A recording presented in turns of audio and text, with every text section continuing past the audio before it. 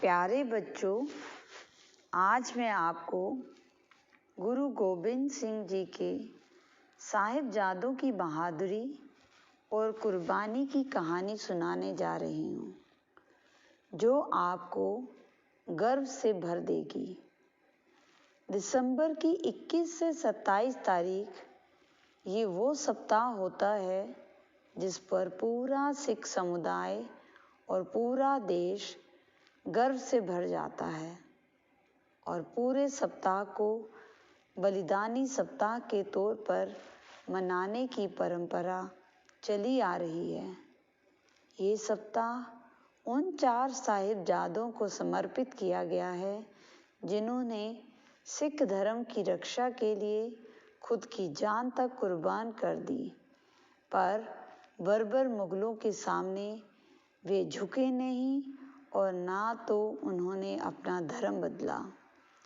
ये सप्ताह सिखों के 10वें गुरु गोबिंद सिंह के साहिबजादे बाबा अजीत सिंह जी, बाबा जुझार सिंह जी, बाबा जोरावर सिंह जी और बाबा फतेह सिंह जी की याद में बिताया जाता है। ये पूरा सप्ताह उनको समर्पित किया जाता है। 4 साहिबजादों से जुड़ी कहानी को जितनी बार आप सुनेंगे, जानेंगे, उतनी बार आप उनसे इंस्पायर होंगे। सिखों के 10वें गुरु गोबिंद सिंह जी के 4 साहिबजादे थे।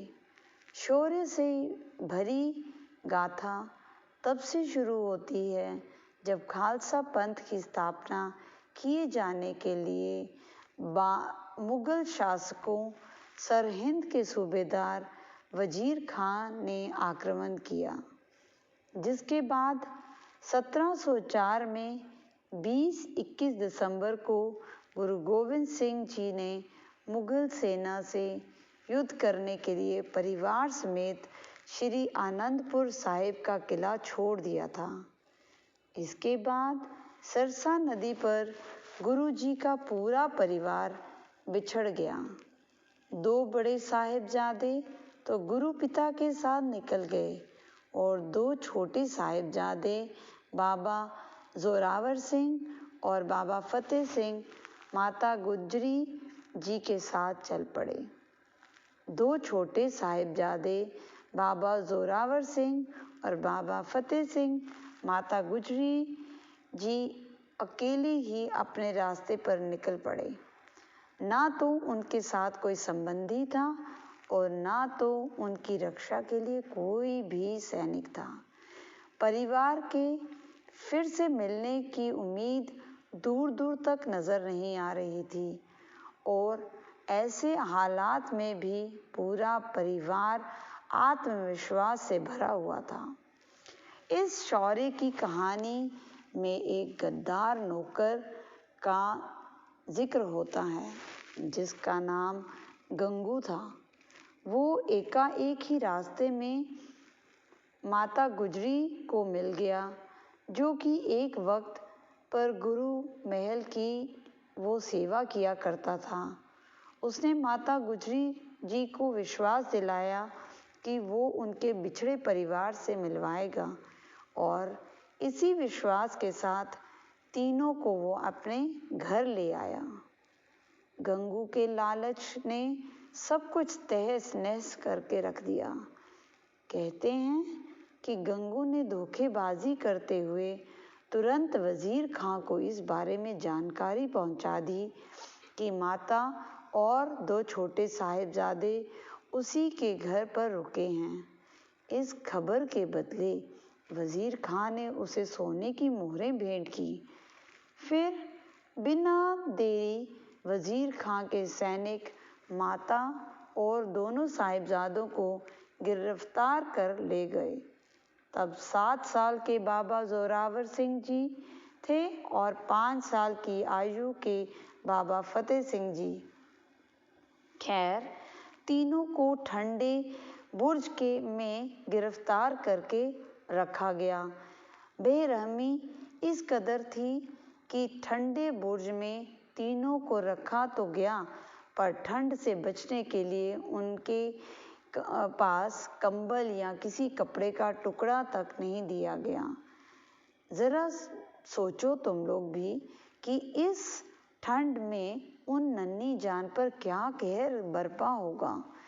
रात भर ठंड में ठिठुर और सुबह होते ही दोनों साहिबजादों को वजीर खां के सामने पेश कर दिया गया, जहां पर उनको इस्लाम कबूलने को कहा गया।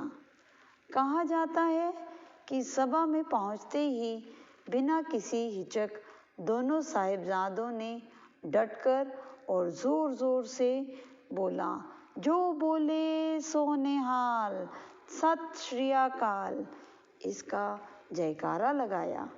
ये देख सभा में बैठा हर कोई दंग रह गया, क्योंकि तब का ऐसा माहौल था कि वजीर खां की मौजूदगी में कोई ऐसी हिमाकत करने की सोच ही नहीं सकता था जैसी हिम्मत दोनों साहिबजादों ने दिखाई थी। नन्ही जाने बिल्कुल नहीं डरी।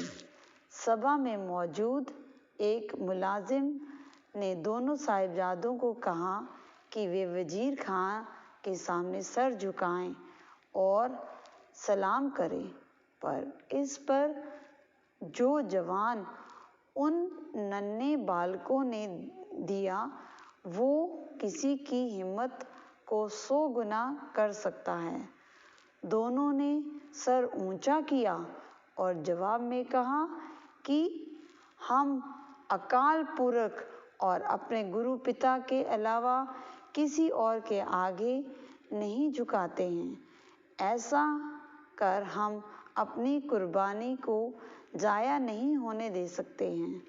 हमने किसी के सामने सर को झुकाया तो अपने दादा को क्या जवाब देंगे?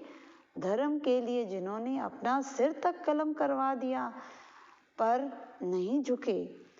भरी सभा में वजीर खां ने दोनों साहिबजादों को धमकी दी, तरह तरह से डराया और यहाँ तक कि प्यार से भी बहलाने की कोशिश की ताकि दोनों मुसलमान कबूल कर लें, पर वो कामयाब ना हो सके। अपने धर्म से दोनों साहिबजादे एक पग भी नहीं डिगे।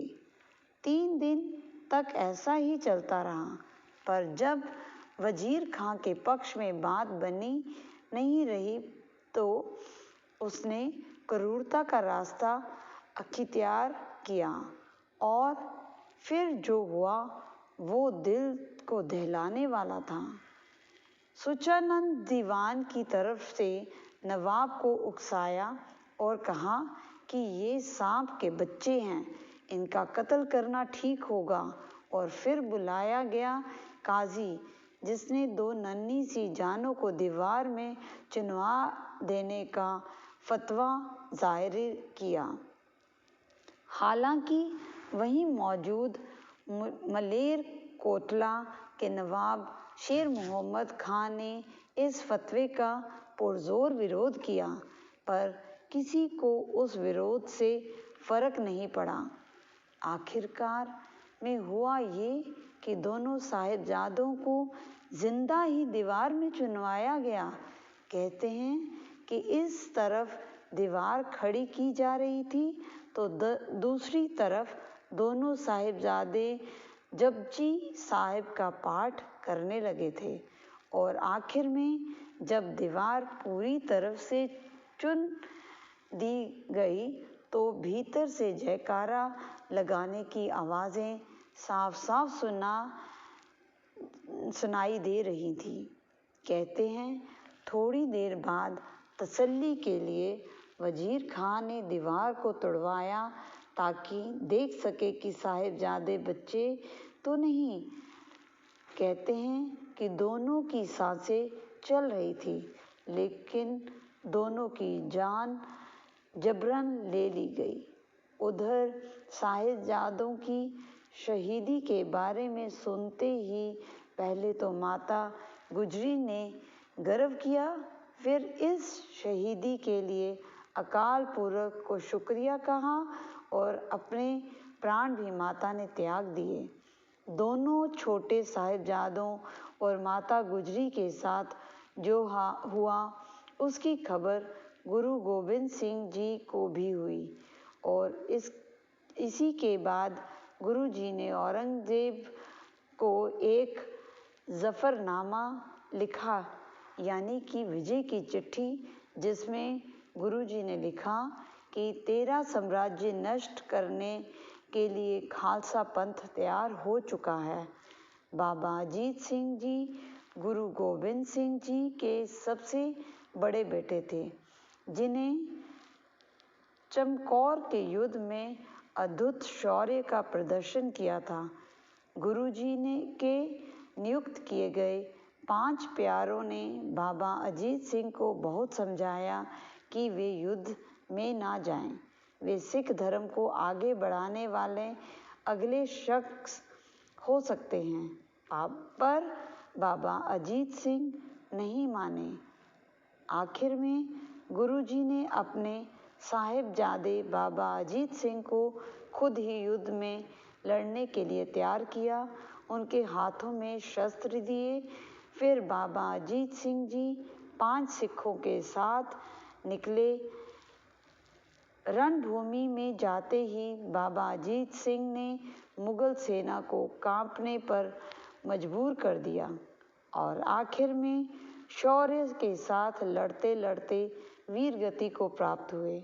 वे शहीद हो गए, पर उससे पहले तब तक उनके भीतर जान रहती थी, तब तक वो मुगल सेना पर कहर बरपाते रहे। दुश्मनों को ये अंदाज़ा हुआ कि बाबा अजीत सिंह के तीर खत्म होने लगे हैं, पर ये क्या, तभी बाबा अजीत सिंह ने तलवार निकालकर लड़ना शुरू कर दिया। उनकी वीरता से पूरी सिख फौज में जान आ गई और युद्ध सिखों के पक्ष में आने लगा। पर हुआ कुछ ऐसा, लड़ते बाबा अजीत सिंह की तलवार भी टूट गई। 17 साल की आयु में शहीदी को पाने वाला बाबा अजीत सिंह जी ने हमेशा से सबको इंस्पायर किया और आज भी उनकी गाथा आज जाने कितनों को इंस्पायर किया। पंजाब के मोहाली शहर का नाम रखा गया साहिबजादा अजीत सिंह नगर। ये उन्हीं वीर बाबा अजीत सिंह के नाम पर रखा गया है। बाबा अजीत सिंह के छोटे जुझार सिंह ने, जिन्होंने बड़े भाई के शहीद को जाने के बाद सेना का नेतृत्व अपने हाथ में लिया और पूरे युद्ध में अतुलनीय वीरता को दिखाया और आखिर में वे शहीद हो गए। ये 4 साहिबजादों की बस कहानी ही नहीं है, ये गाथा ही नहीं है, ये वीरता और धर्म के प्रति समर्पण का, जो हमेशा हमेशा के लिए लोगों को इंस्पायर करता रहेगा। बच्चों, आशा करती हूँ कि आपको ये कहानी बहुत अच्छी लगी होगी। धन्यवाद।